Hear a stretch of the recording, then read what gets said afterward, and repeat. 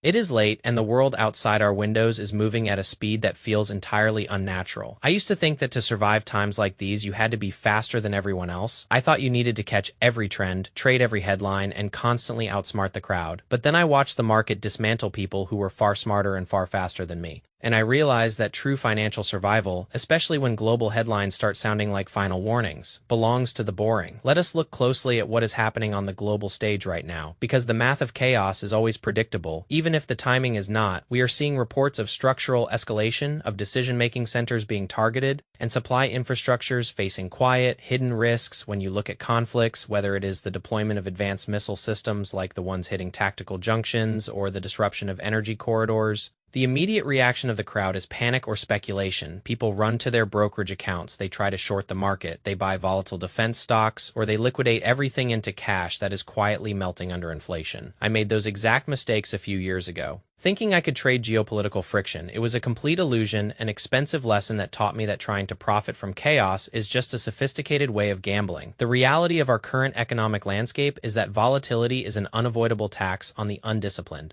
When energy infrastructure is threatened, like the recent security discovery on gas carriers or the systematic targeting of grids, energy prices do not just fluctuate, they reshape the cost of everything: the bread you buy, the server space you rent, the electricity powering your home. It all ties back to these precise points of friction. If your wealth strategy relies on the world remaining stable and peaceful for the next 10 years, you are playing a game with mathematically terrible odds. But if your strategy treats chaos as a baseline certainty, you stop reacting to the news altogether. Let us look at the numbers, because numbers do not care about political speeches or military strategy. When a major region enters a period of total conflict or prolonged structural defense, capital seeks safety, but it does not seek it in the places most people think. It flows into assets that possess intrinsic, undeniable utility. Assets that cannot be wiped out by a single drone strike or a policy change. For me, accumulating that first $100,000 did not happen because I picked a winning stock during a global crisis. It happened because I disciplined myself to look at the world through the lens of defense and mathematical necessity. I stopped looking for 10 times returns and started focusing on removing single points of failure from my life. When you look at the geographic realities of the current front lines, where cities are being encircled and logistical routes are being cut by FPV drones, you see a physical manifestation of risk concentrations in finance.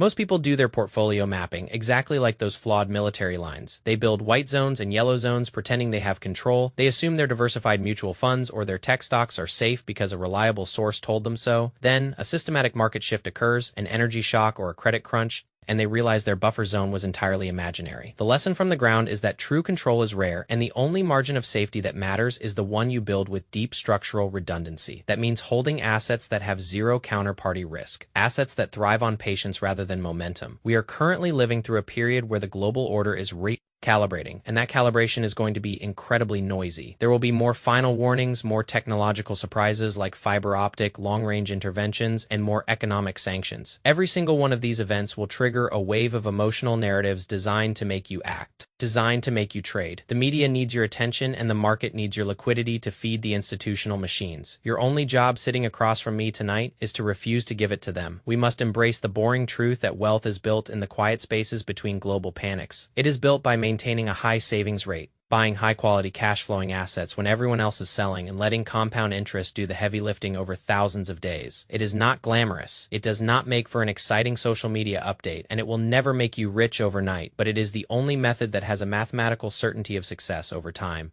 As we watch the world navigate this incredibly complex and dangerous chapter, do not let the noise dictate your financial sovereignty. Fix your inputs, protect your capital, and let the chaos play out on the screen while you build your fortress in reality. Let us sit down and look at our actual net worth numbers tonight without any filters. I remember sitting at my desk when I was 22 years old looking at a spreadsheet that showed almost nothing. I had a few $1,000s saved from side jobs, and I felt this intense, heavy anxiety that I was falling behind everywhere I looked on social media. People my age were making $50,000 a month, trading options or flipping digital assets. I felt like an absolute idiot for working a regular job, tracking every single dollar spent on coffee and putting away $500 a month into index funds. I felt like a background character in someone else's success story. But that anxiety is exactly the trap that the financial system sets for our generation. It creates a false sense of urgency, making you believe that if you do not get rich by next Tuesday, you have failed. When you act out of urgency, you make decisions based on hope rather than math. And hope is a terrible risk management strategy. Let us think about what happens when you decide to become aggressively boring with your money. When you automate your savings,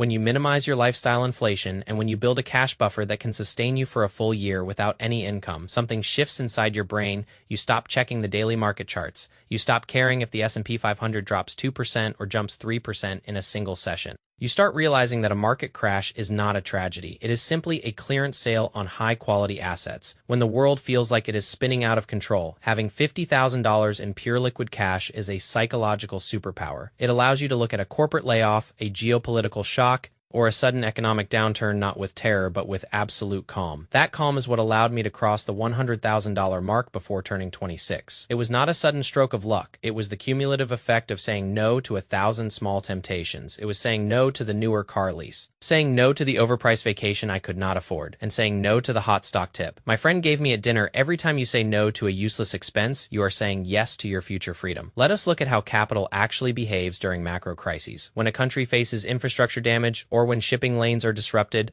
global supply chains compress. This compression causes structural inflation, meaning the purchasing power of fiat currency decays faster than traditional economic metrics suggest. If you are holding your entire net worth in a basic checking account yielding 0.1%, you are quietly losing wealth every single second. But if you rush into speculative assets to beat that inflation, you risk losing 50% of your capital in a single market correction. The middle ground, the sober ground, is to find businesses and assets that possess true pricing power, a company that makes the medical equipment people need, or a utility provider that powers a city or land that produces food. These things hold value because humanity cannot function without them. When you invest in these sectors, you are tying your wealth to human survival rather than human sentiment. Human sentiment changes every hour based on what some news anchor says. Human survival remains constant through every war, every pandemic, and every recession in history. I want us to think about the concept of asymmetric risk. An asymmetric bet is where the downside is limited and known, but the upside is potentially massive or highly probable over time. Most young investors do the exact opposite. They take on symmetric or negative asymmetric risk. They risk $10,000 of hard-earned capital to potentially make $2,000 on a volatile tech stock option. The math behind that behavior is completely broken if you lose that $10,000. It takes you months of physical labor and emotional stress to earn it back. You have traded real hours of your finite life for a temporary dopamine rush. When you build wealth through the boring method, your downside is completely protected by your emergency fund and your low fixed costs. Your upside is guaranteed by the undeniable law of compounding productivity. Let us talk about what compounding actually feels like, because people love to show charts of exponential lines curving upward beautifully after 30 years. What they do not tell you is that the first 5 to 7 years of compounding feel completely stagnant. You put in $10,000, and at the end of the year, you have $10,700. You think to yourself, I sacrificed so much just to make $700. This is pointless.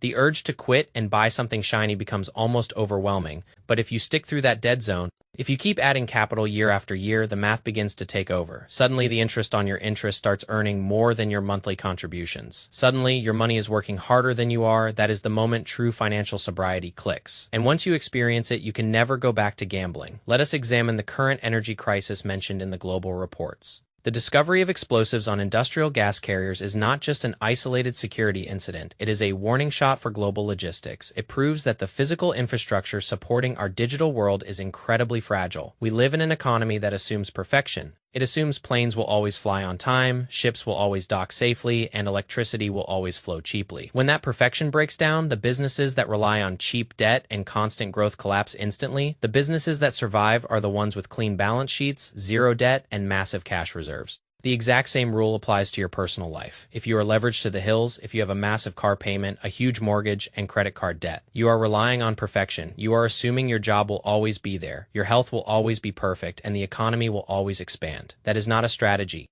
That is a dangerous hallucination. Let us spend the next few minutes designing a personal financial fortress that can withstand any geopolitical storm. Step 1 is defining your baseline survival number, the absolute minimum amount of money you need to keep a roof over your head and food on your table. Once you know that number, you multiply it by 12, and that becomes your untouchable cash reserve. You do not invest it. You do not touch it to buy a dip. You let it sit there as a barrier between you and absolute panic. Step 2 is treating your income as your primary wealth-building tool, not the markets. The best investment you can make when inflation is high and wars are escalating is increasing your personal skill set. An elite engineer, a brilliant writer, a master technician, or a superb project manager will always find employment because their skills solve real problems. The market can take away your stock portfolio, but it can never confiscate your competence. Step 3 is acquiring assets with extreme discipline, picking a fixed percentage of your income and investing it systematically regardless of what the headlines say. When the news is terrifying, you buy. When the news is euphoric, you buy. By doing this,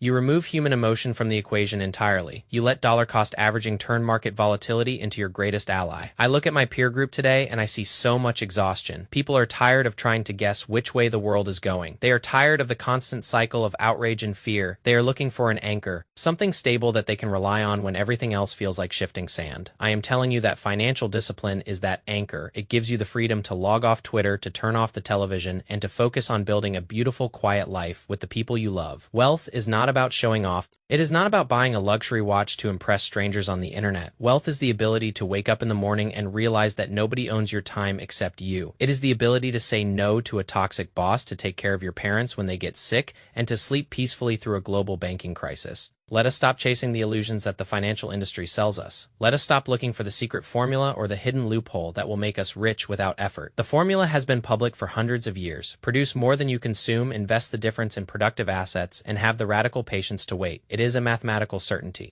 A beautiful law of the universe that works every single time it is properly applied. As we close our conversation tonight, I want you to take a deep breath and let go of the pressure to figure everything out by tomorrow morning. The world is going to be chaotic for a very long time, and that is completely outside of our control. What is inside our control is how we manage our next paycheck, how we protect our capital, and how we guard our minds against panic. Let us choose the boring path. Let us choose the quiet path of mathematical reality. Thank you for sitting with me tonight, for listening, and for sharing the space of sanity in a very loud world. Keep your head down, protect your downside, and let the compounding begin.